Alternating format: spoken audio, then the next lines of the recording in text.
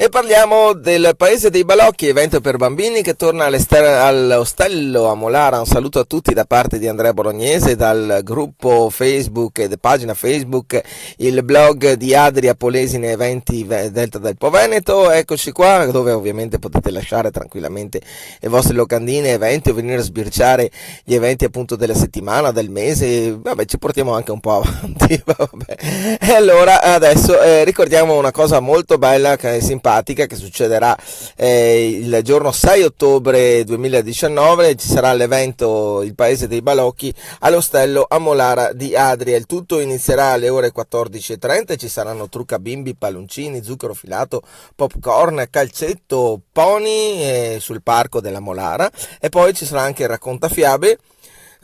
Certo, party gratuito con ciabatta e Nutella.